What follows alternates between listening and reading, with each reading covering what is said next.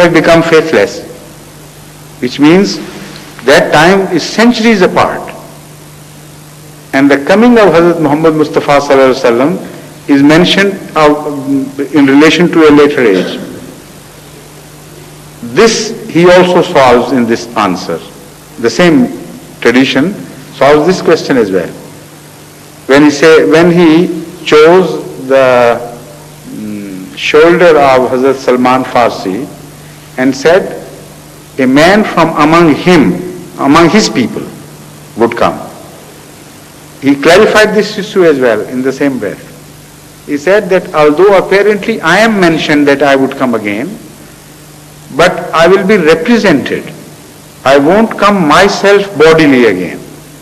Somebody would represent me and he would belong to his people. Again, there should have been a question that if your second coming is mentioned in this verse, then will you come from among the Arabs the second time? That was a natural question should have been asked. So he said no. By choosing the shoulder of the only person who was non-Arab, who was a Persian, while the rest of the entire company was Arab, he demonstrated without ambiguity that the next time the person who is going to represent me has been mentioned in this verse will not be an Arab. Again he solved the problem for us whether he would be from his progeny, that is materially, physically, or just he would be Ahl Bayt in the sense that he would be a very devout follower of his and spiritual Ahl Bayt, spiritual son of his. That was a question which might have agitated the minds of people. It was a valid question. Whether the one who would represent you would be one who belongs to your progeny directly, of your blood, or just spiritually he would belong to you. So that question he also solved, because the only one person who was not a blood relation of his, whom he gave the title of Ahl Bayt, was the same Salman Farsi and no other person. Fantastic how the traditions interrelate with each other, and they interrelate with the Holy Quran. So nothing was invented by Hazur Akram Sallallahu Alaihi Wasallam himself. All the time he was in fact commenting on this verse of the Holy Quran when he said somebody is going to come in the name of Mahdi or Messiah and whatever name he gave him, the message he had received from the Holy Quran. And also he had explained that the one who is going to represent me would be so great in the eyes of Allah, or will have totally lost himself in me and would have become a complete slave of mine, that he would be given my name. He won't speak from himself. All that he would say from me. So because he would have lost his identity totally and would have submitted to me completely and finally, this is why my name would be given to him, which means a very high status. Apparently a very humble status. But in this humbleness lies the greatness of the one to come, because without this humility in regards to Huzur Akram Sallallahu Alaihi Wasallam, he couldn't have risen to this height of being called as if Hazrat Muhammad had come again, peace be upon him. So this is the beauty of the Holy Quran and the beauty of the tradition, that all things go together and are woven in one whole. So at Ahzab, later on, when Hazur Sallallahu Alaihi Wasallam called Hazrat Salman Farsi and addressing him said, Salmanu minna ahlal bayt. This Salman, the one who had been mentioned as the person to whose people will belong, to whose people his representative would belong, same person is called and said, Salmanu minna ahlal bayt. He is mine.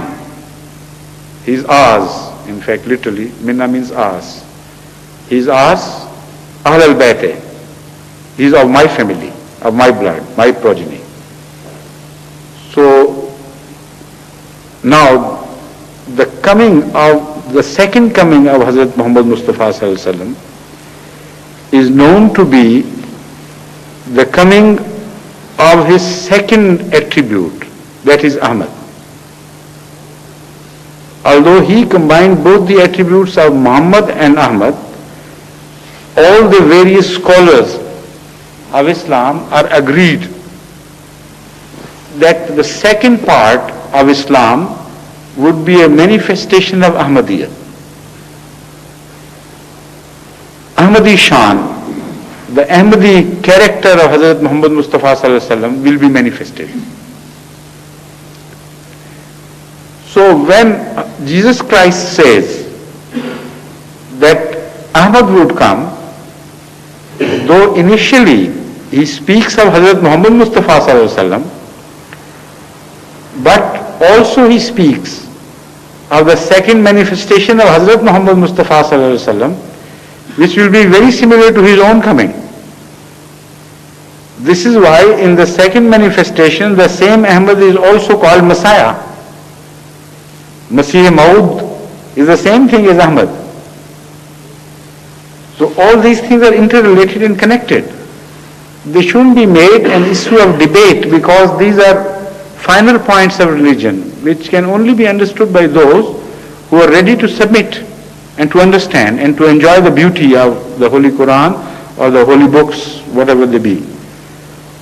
But a man who is hostile to you, if you begin to speak to him in these terms, logically and in some many other respects, if he wants to refute it, he would say, no, it's all what you desire to say. We don't believe in these things.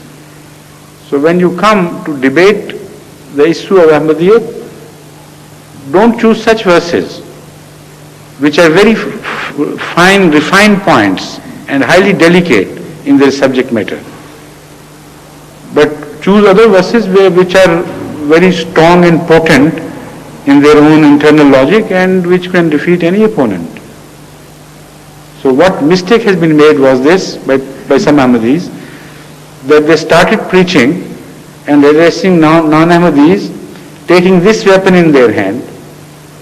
Number one, it was too delicate a weapon to be used in the first instance. And number two, they did not know how to use it. The more sophisticated the weapon is, the more know-how is required for the use of that weapon.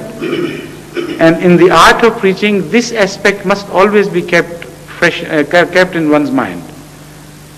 For instance, when Russia gave Egypt the most sophisticated ground-to-air missiles, what happened was that they did not learn the art of using it before the war started. And when the war came, those missiles were entirely captured by the enemy and used against them. So it is not how sophisticated the weapon is which decides the issue. It is how best you can employ that weapon in your favor. Even if you don't know the use of a staff, you cannot use it properly. There is an art how to use a staff, ordinary staff. So more highly sophisticated the weaponry is, more learned you should be to employ it. Some simple Ahmadis make the mistake that because Hazrat Masih Maud was extremely proficient in the use of every weapon, so they think that they can also employ the same weapons with same proficiency. This is wrong. For every stage of Ahmadi, Hazrat Masih Maud has given one some weapon corresponding to his own stage of ability. So those who stand at a lower strata of knowledge, they should learn the simple verses like فَلَمَّا تَوَفَّاتَنِي قَدْ خَلَتْ مِنْ قَبْلِ الرُّسُلِ and so on. And those who are highly placed in learning and knowledge and well versed in the final points of the Holy Quran and tradition, they can use